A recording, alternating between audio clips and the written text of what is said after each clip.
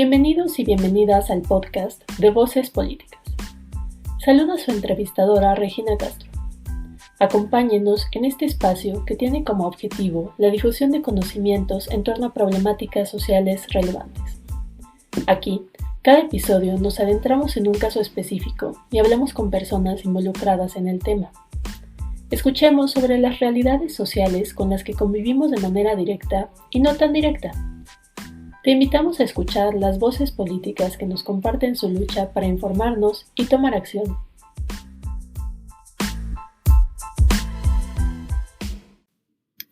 Bueno, el día de hoy tenemos como invitada a Karen Gaviria Mejía, quien nos estará hablando sobre el tejido social de los pueblos originarios de Xochimilco y los conflictos que hay en esta zona alrededor del acceso de los recursos naturales.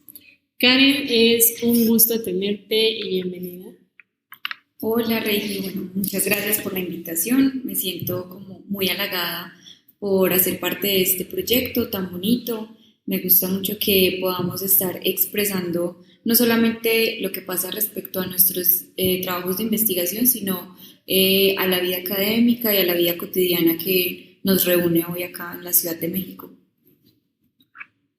Sí, totalmente cierto, Karen. Justo comentábamos ahorita antes cómo nuestras investigaciones también son parte de nuestra vida cotidiana y parte de los elementos que nos rodean, ¿no? Y la importancia de retomarlas para difundir lo que estamos trabajando en espacios que no son necesariamente una tesis de 200 páginas de carácter académico y teórico, ¿no? Bueno, pues igual yo quisiera contarles un poco de Karen. Ella y yo compartimos varios espacios que pues nos han permitido conocernos, apreciarnos. Ella es una persona que sin duda tiene muchísimo conocimiento sobre temas sociales y alguien con quien es súper interesante platicar de todo tipo de temas. Y antes de darle la palabra, yo quisiera profundizar un poco sobre lo que ha sido tu trayectoria profesional. Karen hizo su licenciatura en Sociología en la Universidad de Antioquia de Medellín, Colombia. Ella cuenta con un diplomado en Derechos Humanos y otro en Promotores de la Salud Mental Territorial. Ha trabajado como investigadora, docente y gestora de proyectos en grupos de investigación como el Semillero de Investigación Urbana y el Semillero de Investigación de Género y Diversidad Sexual. Actualmente cursa la maestría en Estudios Regionales aquí en el Instituto de Investigaciones Dr. José María Luis Mora. Bueno, pues Karen, de verdad, reitero, es un gusto tenerte aquí y tener aquí a alguien con todos tus conocimientos y con todas las ganas de difundir lo que trabajas. En este sentido, pues yo quisiera comenzar preguntándote cómo te has acercado tú a trabajar con los pueblos originarios de Xochimilco y el tema de la gestión del agua. Bueno, pues sí, literalmente vamos a empezar por el inicio de lo que nos tiene aquí sentadas hoy. Bueno, este tema específicamente del agua nace a raíz de que hace un par de años decidí con un par de compañeras en la licenciatura ahondar en este tema, preocupadas más que todo por el norte de Colombia y el acceso que tienen las comunidades, sobre todo en las áreas rurales, comunidades afro y comunidades indígenas, como lo mencioné en el norte de Colombia, al recurso natural. Entonces, pues hicimos un acercamiento investigativo a lo que pasaba entonces y hacia dónde se estaba yendo el agua o el recurso en la zona de Montes de María, en el norte de Colombia. Digamos que ese fue como mi primer acercamiento a investigar sobre gestión del agua propiamente. Luego, pues, que encuentro la convocatoria a este proyecto, a este programa, y mirando las líneas de investigación, dije, bueno, tengo un previo acercamiento a temas del agua y pues una de las líneas de investigación del programa es cultura y gestión del agua. Estuve investigando mucho acerca de qué se ha producido en el Instituto Mora sobre este tema y encontré que efectivamente hay varias tesis y hay un fuerte trabajo por parte de los investigadores y de los exalumnos o egresados acerca del Mora, pero entonces quise encontrar, como lo llamamos comúnmente en la investigación, esos huecos donde podría yo escarbar un poquito más y donde no estuviera como tan investigado.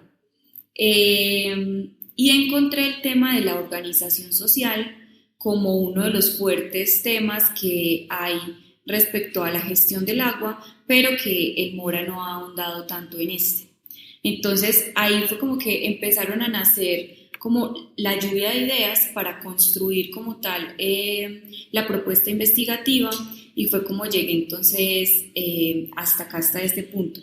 Inicialmente yo no había propuesto trabajar con Xochimilco, pero hice una muy buena propuesta de investigación, ingreso al programa, me asignan a uno de los investigadores que más ha trabajado el tema, que más experiencia investigativa tiene en este, pues a la par de otros investigadores también del instituto, pero cuando nos sentamos por primera vez dijimos, bueno, hay un muy buen proyecto de investigación, pero estamos hablando de una maestría en estudios regionales, vamos a delimitarlo, vamos a aterrizarlo más y empecemos a investigar dónde hay temas que tengan que ver tanto con la organización social como con el agua, con la gestión del agua. Y justo en diciembre del año pasado, diciembre del 2022, estalla un tema bastante álgido que venía como cocinándose en el sur de la ciudad, en la alcaldía de Xochimilco, en uno de los pueblos originarios, que es San Gregorio. Entonces, en San Gregorio, de hecho, hay un altercado con la fuerza pública. Salen pues como todos los boletines informativos y empiezo yo como a ahondar un poquito más de, bueno, dónde está Xochimilco, dónde está San Gregorio, qué es lo que está pasando ahí, qué tipo de conflicto hay, si hay o no hay organización social. Empecé a ahondar y efectivamente hay un fuerte presencia de la organización social. Hay un conflicto histórico por el agua en Xochimilco. Me empecé a acercar de manera presencial y encuentro que hay un montón de relaciones sociales que se están dando en torno a este conflicto, en torno a un recurso natural, por el acceso, la gestión, la protección y la defensa del agua, y vi que ahí podía ser donde efectivamente desarrollara mi proyecto de investigación. Vaya, me parece muy interesante eso que comentas. Yo creo que muchas personas, incluso de aquí de la Ciudad de México, no están conscientes de que ni de la cantidad de pueblos originarios que tenemos dentro de la ciudad, ni de lo que está pasando al sur en Xochimilco, también por una cuestión histórica de la periferia y de ese espacio como marginado, ¿no? Aunque cada vez es menos marginado en términos urbanos, ¿no? Porque conforme la ciudad se expande, estos pueblos quedan cada vez más adentro, digamos, como encapsulados en todos estos procesos urbanos de despojo de tierras, de conflictos por el agua, que precisamente pues es en lo que tú trabajas, ¿no? Yo quisiera preguntarte también, para ir comenzando, ¿qué es lo que significa ser un pueblo originario? Bueno, ese tema me gusta mucho. De hecho, pues ahora que me estoy acercando más a profundidad sobre este tipo de población y este tipo de territorios, me ha parecido fascinante el tema. ¿Por qué? Porque vengo de un espacio social muy bien delimitado, donde lo rural está en lo rural, los pueblos están alejados de la ciudad es un conglomerado con sus características tradicionales, por así decirlo, digamos, podemos ligarla a un concepto tradicional de ciudad, donde está la centralidad, donde están el centro administrativo, el centro financiero, como todo esto que podemos definir como ciudad. Cuando llego a la Ciudad de México me encuentro con un amalgama de espacios que dije, wow, ¿qué pasa aquí? ¿Qué es este espacio tan complejo de analizar en términos sociales, en términos espaciales y regionales? Entonces, cuando empiezo a indagar sobre los conflictos por el agua, me doy cuenta que todo el sur de la ciudad, no solamente Xochimilco, sino Milpa Alta, Tlalpan, Tlalhuan, se denominan como un espacio o un territorio específico que está habitado por pueblos originarios. Entonces empiezo a indagar un poquito más sobre esta categoría que en un principio creía que era más social, luego se fue transformando como en un espacio netamente o por ubicación espacial, pero luego entiendo que no, que hablar de pueblos originarios es una categoría mucho más compleja, que no se puede ver solamente en términos geográficos o solamente en términos de población, sino que tiene que estar los dos inmersos en el concepto. Para mi investigación estoy abordando inicialmente, digo inicialmente porque sé que esta categoría tiene muchos matices y se puede ir transformando a medida que vaya profundizando en la investigación, pero inicialmente la estoy abordando como una categoría jurídica donde son estas poblaciones que son descendientes de asentamientos ancestrales en el Valle de México y que se ubican por lo general en la zona sur de la ciudad. Digo por lo general porque no es exclusivo.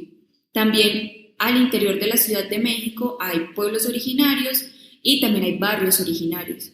Entonces, de hecho, ahorita donde estamos, que es en Mixcoac, es un barrio originario. Entonces, es muy interesante acercarse a textos que hablan, por ejemplo, de pueblos urbanos. Parecería contradictorio, pero estamos hablando de cómo se han transformado, se han reconfigurado estas categorías que creíamos eran exclusivas de un espacio, de una población, pero que en la complejidad misma de la Ciudad de México las estamos integrando. Y como tú mencionabas ahorita, estamos hablando también de temas respecto a categorías como periferia o lo periurbano, lo rururbano o nuevas ruralidades, donde estos pueblos originarios están reconfigurando el espacio, donde las poblaciones que tienen tradiciones, usos, costumbres, que tienen un legado, que tienen una transferencia de conocimientos, están reconfigurando el espacio y se están adaptando a la ciudad, o incluso podríamos plantear la pregunta de si la ciudad se está adaptando a ellos. Y entonces ahí es donde surgen un montón de conflictos y de problemáticas al interior tanto de la ciudad como de estos pueblos, y se empieza a defender o se empieza a identificar la necesidad por defender su espacio y defender los recursos que están dentro de este espacio. Entonces ahí es donde nace, por ejemplo, la necesidad de defender el agua existente en el pueblo, pero que se necesita en la ciudad. Claro, porque yo entiendo que el tema del agua en la Ciudad de México es sumamente complejo, ¿no? Precisamente, la Ciudad de México es todo un tema, no solo por su composición, digamos, física, morfológica, como bien nos decías, sino también en términos del abastecimiento de servicios para el monstruo que es no solo la ciudad, también la zona metropolitana del Valle de México, ¿no? Y yo entiendo que el agua en ese sentido es una problemática muy compleja, porque el agua viene de otros lados que no es donde lo estamos consumiendo necesariamente, ¿no?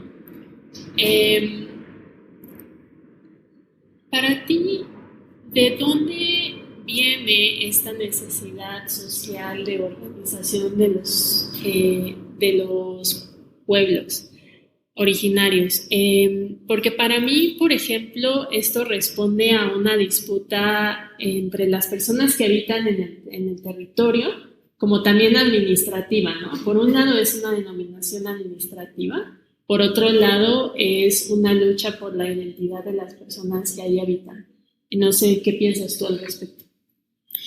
Sí, bueno, de hecho, la pregunta aborda diferentes dimensiones. Iniciando por lo que estabas mencionando, claro, la Ciudad de México, y no solamente la ciudad en sí, sino toda el área metropolitana, estamos hablando de alrededor de 22 millones de habitantes, entre personas que habitan la ciudad y la zona metropolitana. Entonces, estamos hablando de una alta demanda del líquido, del agua. Como lo mencionabas, se trae agua de diferentes zonas del Valle del Lerma, de Texcoco, entonces pareciera no ser suficiente, ¿cierto? ¿Qué pasa? Y de hecho, a comentario personal, me ha parecido extremadamente complejo adaptarme a estas condiciones de uso del agua, por lo menos en la zona residencial, lo hablo como desde mi vida cotidiana, porque en la ciudad donde yo vivo, pues no tenemos este problema, ¿cierto? Hay un problema de acceso al agua en la Ciudad de México, obviamente por la alta demanda, pero también por el tratamiento que hay que darle al líquido. Si bien está la represa de Cuxamala, que en su mayoría trata el agua, no llega en la mejor condición a nuestras casas, ¿cierto? Entonces hay un problema en que yo consuma directamente el agua de la llave o de la canilla, y este para mí no era un problema de donde vengo. En Medellín yo abro la canilla y puedo tomar un vaso de agua, un vaso con agua directamente de ahí. Obviamente si quiero darle un mejor tratamiento al agua, pues ya aplicaría otros filtros, pero puedo tomarla directamente. Cuando entonces yo llego a la ciudad y evidencio esto, empiezo como a acercarme más a mi tema de investigación y evidencio que no es solamente un problema de defensa del agua, sino también de adaptabilidad. Las personas se tienen que adaptar a pedir el agua a domicilio, que te lleguen los botellones estos, mover el agua dentro de tu casa, mover el botellón o tener unas canillas especiales para poder extraer el agua del botellón, porque no puedes consumir el agua que está ahí. Entonces, pues a manera de anécdota, recién llego, me dicen como no vayas a tomar agua de la canilla porque vas a tener problemas intestinales. Y en repetidas ocasiones fui a la canilla, la abrí, puse el vaso ahí y cuando me la iba a llevar a la boca era como que no lo hagas y regresaba el agua. Entonces, como que cambiar el chip es bastante complejo. Y las preguntas iniciales, después de pasar por estas situaciones y después de, bueno, tengo que conseguir quien me traiga el agua porque pues vivo en un tercer piso, no puedo subir con un galón de 20, 30 litros de agua, no puedo. Entonces ir a conseguir luego la movilidad del agua dentro de la misma casa, y empezaba a pensar como esto lo han vivido por años y años y años en la ciudad. Además, súmale que cuando hay época de sequía, pues no llega el agua suficiente por la canilla, entonces pues hay problemas para hacer el resto de actividades que hay en la casa, que no son solamente comer, o cuando hay tandeo, porque pues hay unas colonias, por ejemplo, el mismo Xochimilco tiene una regulación del agua que se llama tandeo, entonces llega a ciertas horas del día el agua, no llega las 24 horas ni los 7 días de la semana. Y a partir de eso fue que dije, aquí realmente sí hay un problema, y no es un problema de unos cuantos, es un problema de millones de personas, porque se necesita que llegue el agua y se necesita que lleguen las mejores condiciones. Obviamente esto tiene N.000 factores que pues sería imposible hablarlos aquí en este momento, incluso sería imposible abordarlos desde mi investigación, pero luego pensaba, entonces, ¿qué está pasando allá en Sochi? ¿Por qué hay una necesidad de organizarse si Xochimilco es uno de las pocas alcaldías que realmente tiene agua, porque hay unos pozos, hay unos manantiales, pues están los canales y estaba el lago de Xochimilco. Cuando me acerco, inicialmente en diciembre, después de que pasa este altercado con San Gregorio, convocan a una de las asambleas más importantes que han tenido en los últimos tiempos, que es la Asamblea de los Pueblos Originarios de Xochimilco. Y no llegan solamente delegados de Xochimilco, sino que llegan de Milpa Alta, de Tláhuac, de Tlalpan, y empiezan a denunciar un montón de problemas y de conflictos que tenían en torno al agua. Y no era porque pues estuviera el agua ahí y ya, y porque tengan problemas de tandeo, no, porque empiezan a surgir otros actores presentes en el territorio que impiden que ellos tengan un goce o un disfrute libremente del agua que hay dentro de su territorio. Entonces, ¿qué pasa? Hay extractivismo del agua, hay otros actores como por ejemplo SACMEX, que llega, hace extracción del líquido y posteriormente devuelve a los canales de Xochi el agua, pero en otras condiciones diferentes a como fue extraída de los pozos o de los manantiales. Este altercado se da en San Gregorio porque hay mucha desinformación acerca de qué se está haciendo adentro en la zona específica donde están los pozos y donde se está extrayendo el agua. Entonces, llevaba un par de meses en los que la empresa entraba y salía, y la comunidad empieza a evidenciar que se están dando trabajos de construcción allá adentro y que ellos no habían sido informados de esto, que hay mucho desabastecimiento de agua, que se están quedando durante varios días sin agua, pero que sí se está haciendo extracción de allá. La comunidad hace frente a la empresa, hacen un bloqueo de la vía y pues luego llegan los granaderos, hacen un bombardeo, la comunidad es agredida físicamente y entonces ahí es donde, digamos, se explota o estalla el conflicto. Pero es un conflicto que no es nuevo, es un conflicto que lleva muchos años, que es un conflicto histórico, que ha tenido como estos hitos importantes, pero que sigue estando ahí. La comunidad entonces se organiza, se empiezan a reunir y entonces llegan delegados de otras zonas y empiezan a contar, no, es que en mi pueblo ya no hay agua. En mi pueblo ya no hay agua. Y llegan esto que llaman pipas, que son estos camiones que abastecen agua y que por lo general las pipas no llegan cuando ellos lo solicitan, sino que llegan cuando el gobierno de la Ciudad de México los manda, ¿cierto?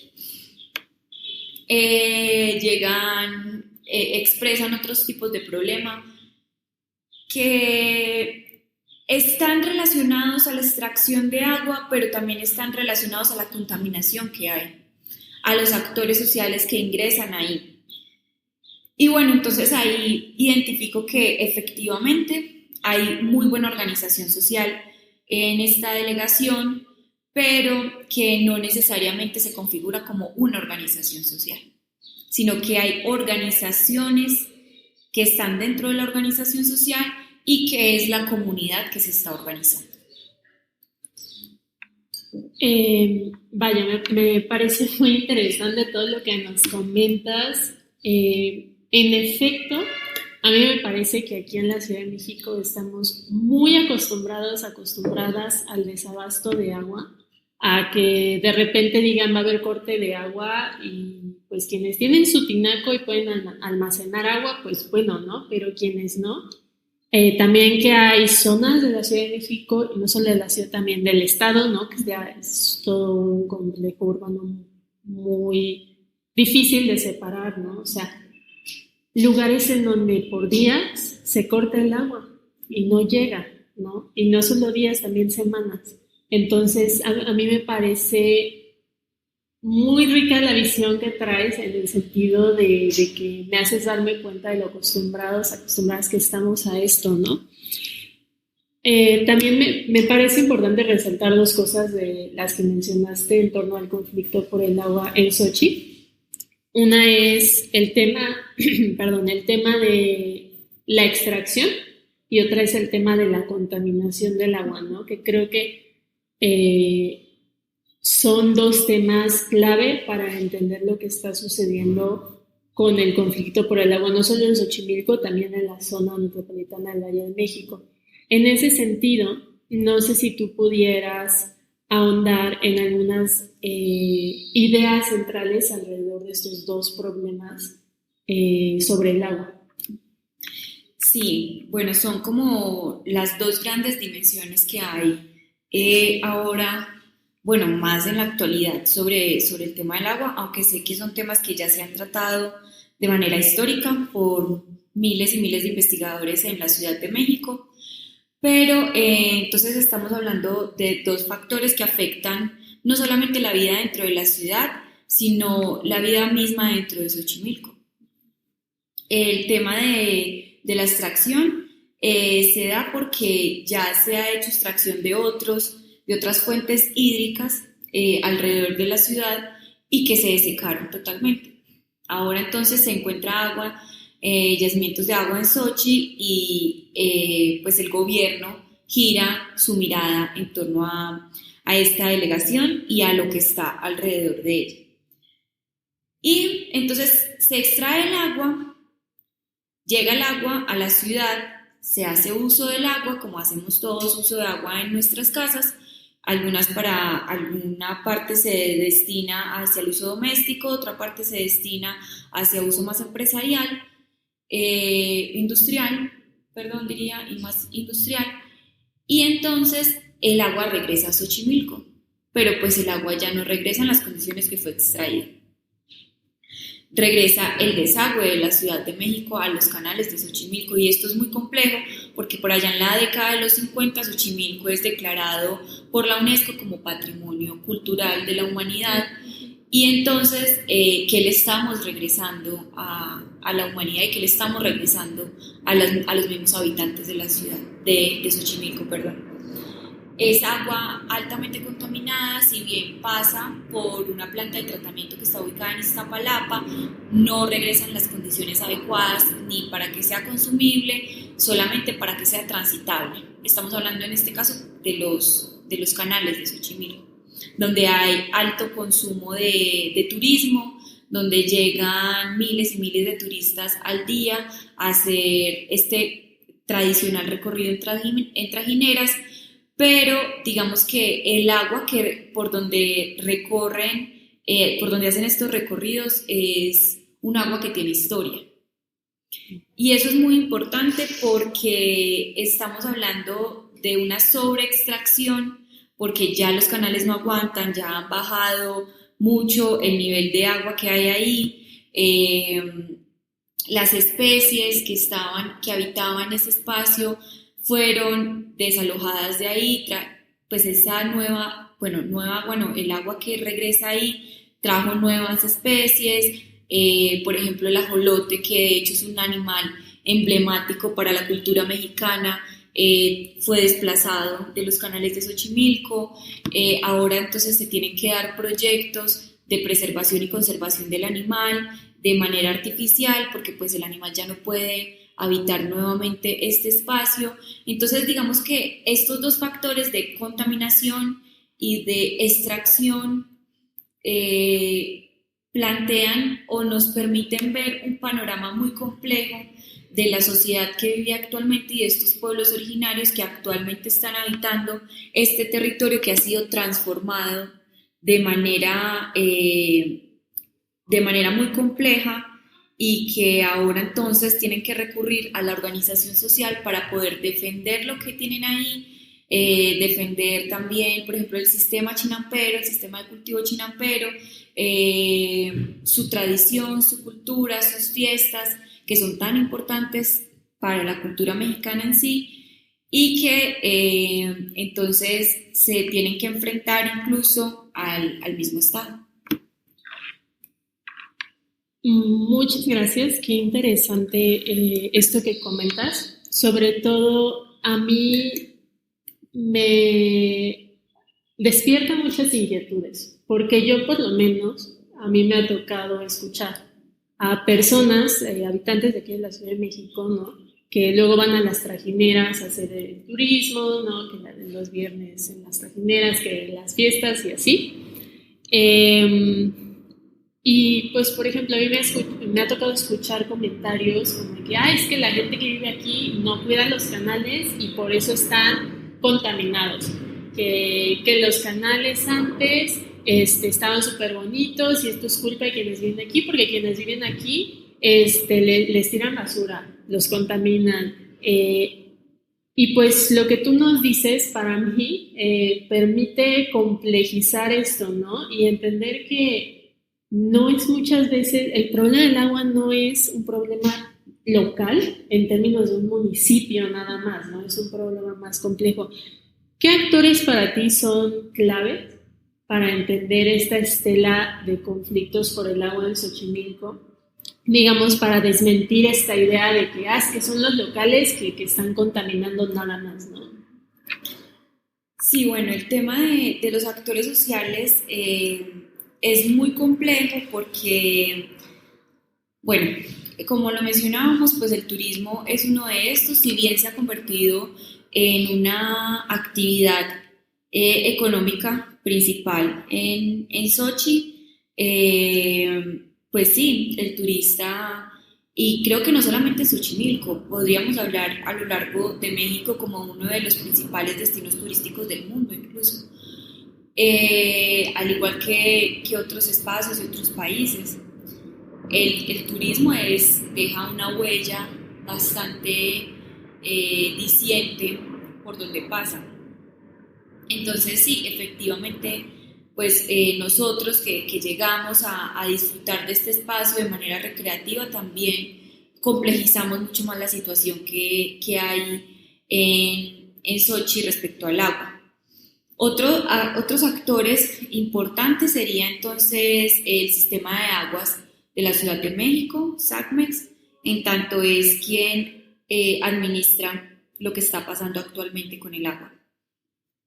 Diría yo que propiamente los habitantes de Xochimilco, en tanto son los que están dando esta lucha, defendiendo el agua, haciendo parte de un movimiento donde no solamente se defiende, se preserva, donde se está haciendo constantemente un llamado a que se preserven los animales, a que se siga reproduciendo el sistema reproduciendo, valga la redundancia, el sistema de producción chinampero, la milpa y otros privados, por ejemplo. Me contaban hace poquito que estudia allá que la chinampa se ha transformado drásticamente en los últimos años. Ya no es este espacio tradicional donde se siembra para el autoconsumo, donde se tienen grandes huertas, donde está la milpa, sino que es también una unidad habitacional a donde están llegando extranjeros a hacer como estas especies de retiro y de aislamiento de la ciudad. Entonces llegan como con todo este imaginario de utilizarlo más como un espacio de retiro, se transforma y se construye en la chinampa. Entonces hay un juego de actores ahí bien importante donde cada actor tiene un papel determinante porque se está transformando un espacio y la transformación en sí no es algo complejo ni malo. Creo que históricamente el mundo se ha transformado y tiende a la transformación, ¿cierto? Pero cuando se transforma transgrediendo la cultura y transgrediendo las tradiciones que hay ya en un territorio que de hecho ha sido reconocido a nivel mundial, ahí es donde empieza a instaurarse un conflicto. ¿Qué pasa en Xochimilco? Cada 8 días hay una fiesta de algo, hay una fiesta tradicional. Eso me ha parecido súper loco porque cada que llego hay una fiesta y es como que bueno, ¿y ahora es la fiesta de qué? La fiesta de todo en Xochimilco. Entonces, cuando empiezas a ver mucho extranjero en las fiestas, cuando empiezas a ver que los canales están constantemente repletos de turistas, Cuando empiezas a ver ya otros tipos de actividades lejanas a la fiesta tradicional, es cuando dices, bueno, ¿qué está pasando acá? Porque se está transformando el territorio y no hay una preservación de la tradición, o esta tradición se está transformando de manera mercantilizada para seguir produciendo y se transforma para la actividad económica propiamente. Bueno, creo que me fui muy lejos, pero los actores sociales son determinantes en tanto, por lo menos el conflicto que yo estoy trabajando ahora, que es el acceso al agua.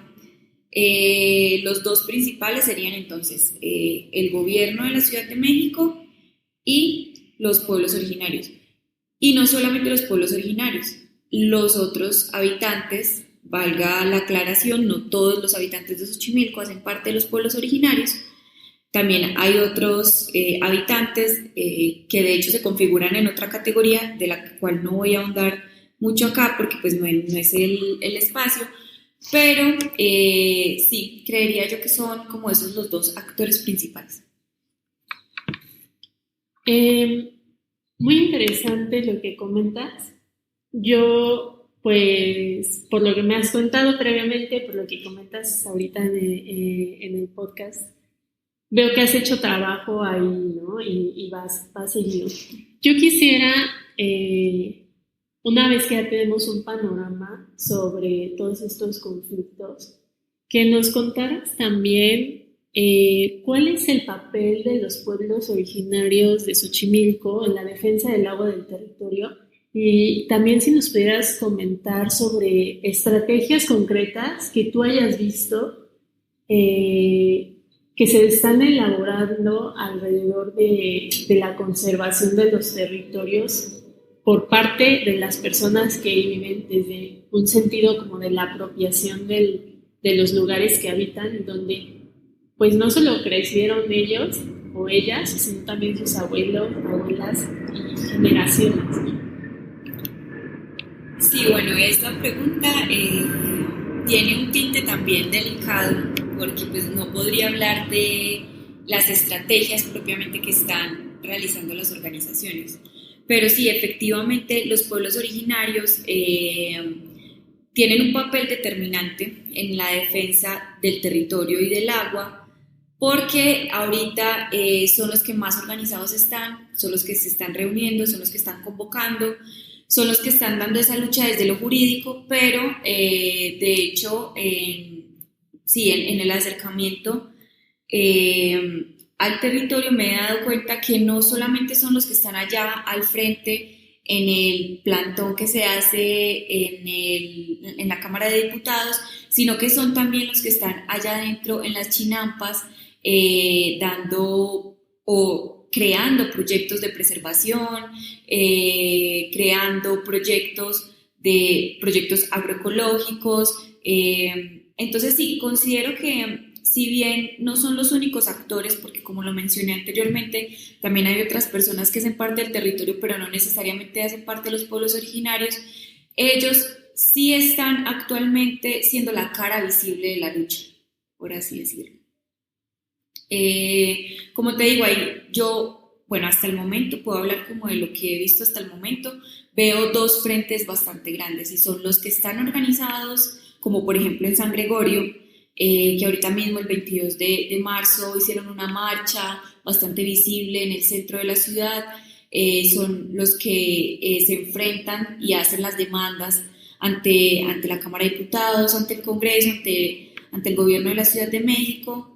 Pero también hay otra parte de estos pueblos originarios que está allá adentro, digo adentro porque los visualizo en sus chinampas, cultivando la milpa, haciendo defensa del maíz, haciendo defensa de la semilla nativa, construyendo pues, grandes cultivos, invernaderos. Este proyecto que te mencioné ahorita, por ejemplo, del ajolotario para la preservación de la especie, ellos también están dando una lucha y una resistencia muy importante desde el territorio. Y si bien no es esa cara visible ante los medios de comunicación, no es esa cara visible en Facebook, en las noticias y todo esto, son muy importantes. Y creo que también cabe mencionarlos. Muchas gracias. Para finalizar, me gustaría si nos pudieras comentar acerca de esta cara visible que nos comentas, ¿no? De quienes fueron a marchar. ¿Cuáles son algunas de las demandas concretas que tiene este movimiento? Bueno, creo que una de las demandas más importantes que tiene actualmente la organización es la información, porque se están desarrollando proyectos donde la comunidad no está siendo informada de qué es lo que está pasando realmente, de qué cantidad de agua se está extrayendo de los pozos, hacia dónde se está destinando el agua. Y creo que no solamente ellos, la comunidad en general y nosotros como investigadores siempre nos preguntamos eso, porque siempre son datos que son muy ocultos. ¿Qué está pasando con el agua? ¿Qué cantidad de agua está saliendo de Xochimilco? ¿Qué cantidad de agua están saliendo de otras fuentes? De otras fuentes hídricas. Entonces, creería yo que ese es uno de los más importantes llamados que hacen los pueblos originarios ahorita y sobre todo pues los organizados. También el tema de que si hay agua en este territorio, ellos sean los más perjudicados en el acceso al agua, ¿cierto? Entonces finalmente están demandando agua. Y eso parece contradictorio y parece preocupante, ¿cierto?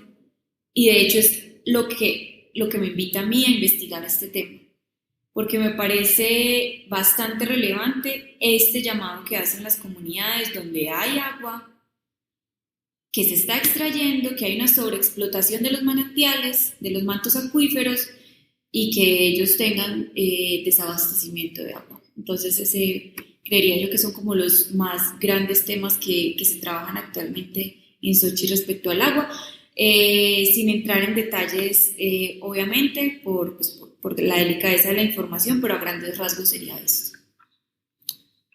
Vaya, pues me parece de verdad sumamente interesante este tema que tú trabajas. Yo definitivamente me llevo para la reflexión esto que nos invitas a pensar de dónde viene el agua que utilizamos a diario. ¿Por qué hay cortes? ¿Por qué hay zonas que no tienen agua? ¿Y por qué hay zonas que sí? Yo creo que justamente no es casual y tiene que ver con las relaciones de poder a las que estamos sujetas y sujetos en la Ciudad de México, y es un tema de privilegio, es un tema de clase. Y en este sentido yo creo que lo que tú nos comentas también es una invitación a pensar en cómo podemos contribuir en poner en la agenda pública el tema de la justicia por la distribución del agua, ¿no? Porque para mí este tema del agua, como bien tú mencionas, es un tema que más que tiene que ver con el hecho de que no haya, es un tema que se relaciona con la distribución y con quienes están beneficiando de esta distribución y a quienes les está afectando el desabasto de agua en la Ciudad de México. Entonces, pues en ese sentido yo la verdad te agradezco mucho por tu participación. Creo que ha sido muy fructífero todo lo que nos comentas. Sin duda este es un conflicto que se seguirá desarrollando y también agradezco pues la delicadeza con la que tratas el tema, ¿no? Y tu compromiso político también por estar ahí presente. Pues a pesar de que tú eres de otro país, vienes aquí a investigar, pues no solo es una investigación, ¿no? Es también nuestro compromiso político por la lucha social que estamos dando desde nuestros espacios y cómo nos vamos a relacionar por un cambio social que nos lleve a relaciones más justas o a repensar nuestras relaciones humanas y socioambientales, ¿no? En ese sentido, yo de verdad te agradezco muchísimo por tu participación en este camino de la difusión del conocimiento y de lo que hacemos. Sí, Regi, pues considero que como investigadores de las ciencias sociales tenemos un compromiso bastante grande y no solamente con la comunidad académica, sino con la comunidad que investigamos y pues con el mismo planeta, porque este tema hace parte de algo muy delicado que son los recursos naturales. Entonces, claro, estamos hablando de un complejo urbano bastante grande que demanda todo el tiempo recursos naturales, pero ¿a qué costo? ¿Cierto? Entonces, considero que pues he tenido la fortuna de poder llegar a un lugar donde los recursos se están trabajando, o sea, el tema ya se está trabajando, el tema de los recursos naturales es bastante complejo, estamos hablando también de un aire contaminado, estamos hablando del fenómeno que estamos viviendo actualmente, pues a la fecha de marzo del 2023 estamos viendo un fenómeno de contaminación bastante fuerte en la ciudad. Además de eso, pues está la basura, bueno, y un sinfín de factores que incluso afectan nuestra vida íntegra. Entonces, si bien estamos haciendo ciencia, si bien estamos haciendo un aporte al conocimiento, creo que también como personas, como mujeres, tenemos que enfocarnos y focalizarnos en que hay una preocupación por lo que está pasando a nuestro alrededor. Y eso nos tiene que llevar no solamente a la reflexión académica, sino a que la reflexión pase por lo que hacemos en la vida cotidiana, por lo que, pues por las actividades que desarrollamos, cómo las estamos desarrollando, el trato que le estamos dando no solamente a los recursos, sino a las otras personas, la posición que le estamos dando en la sociedad a las otras personas. Porque sí he podido identificar rasgos de discriminación, y entonces es como que, bueno, estamos impactando el planeta, pero también hay una especie de segregación entre nosotros mismos y es como una amalgama de temas que confluyen en uno mismo, donde el que está directamente afectado es el que tiene que salir al frente a dar la cara, a dar la lucha, a crear estrategias para poder defender, pero finalmente nosotros somos los que estamos disfrutando en este caso, del agua. Entonces considero yo que es como bien importante dar esta reflexión. Este tipo de programas es una invitación a que todos reflexionemos incluso lo que tenemos en nuestras casas, pues porque tener agua es un privilegio que no todos en el mundo lo tenemos, que acabamos de pasar incluso por el Día del Agua, donde miles de personas en el mundo alzaron la voz, mostraron que efectivamente no todos tienen ese acceso, ese privilegio, pero entonces, ¿qué está pasando alrededor de eso? ¿Cierto? Y para este caso en específico en Sochi es un problema histórico, pero en otros espacios del mundo recién está llegando este conflicto. Y siempre hemos escuchado como en los medios, en las redes, va a haber una guerra por el agua, va a haber una guerra por el agua, pero como no nos toca propiamente y como seguimos abriendo la llave y sigue saliendo agua, pues no estamos haciendo nada frente a esto. Entonces creo que mi invitación, y no solamente como investigadora sobre temas del agua, sino como propiamente como una persona que habita este espacio, que está en constante relación con la naturaleza, los invito a que nos reflexionemos y nos pensemos el uso que le estamos dando al recurso tan importante que es el agua. Wow, Karen, muchísimas gracias, qué bonitas palabras. Yo no podría decir nada mejor para cerrar este episodio, más que agradezco mucho tu compromiso político, más que nada, sobre todo, y que esperamos tenerte seguro más adelante contándonos otros episodios a profundidad sobre otros problemas del agua que hay en la Ciudad de México y que son muy complicados, como dices tú, de entender. Y pues nada, en serio, gracias por participar y por tu compromiso, por difundir el conocimiento en este espacio y con quienes nos escuchan. Yo invito, como bien dijo Karen, a quienes escuchan este capítulo, pues a reflexionar sobre esta problemática social, que aunque parece que no nos afecta directamente, en realidad sí, ¿no? Y pues invito a que busquen más, a que contribuyan a esta lucha por la información de estos temas y a que construyamos estrategias para actuar desde diferentes ámbitos, porque la lucha de los pueblos originarios es una, pero no es la única, ¿no? Entonces, en ese sentido, pues invitamos a que continúe la reflexión, que continúe el debate y que se continúen construyendo más espacios de difusión. Sí, muchas gracias. Claro, estaré nuevamente por aquí comentando un poco de hallazgos, haciéndoles la invitación a que sí, pues se acerquen a Sochi, bueno, los que están acá cerca de la ciudad o los que desean venir a visitarnos, que se acerquen. Es un espacio muy agradable, es un espacio muy bonito. La primera vez que fui fue en mi cumpleaños del año pasado, en 2022, octubre, y fue muy especial porque en las chinampas se veían los cultivos de cempasúchil.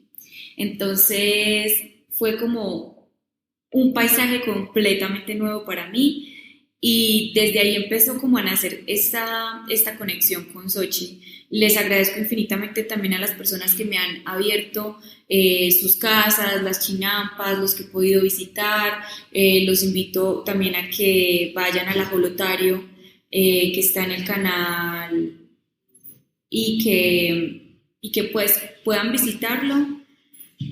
Son espacios muy importantes para la ciudad, pero que también lo hagamos con sumo cuidado. Muchas gracias. Muchísimas gracias, Karen. Pues nuestros oyentes, nos vemos en el siguiente episodio con más voces políticas.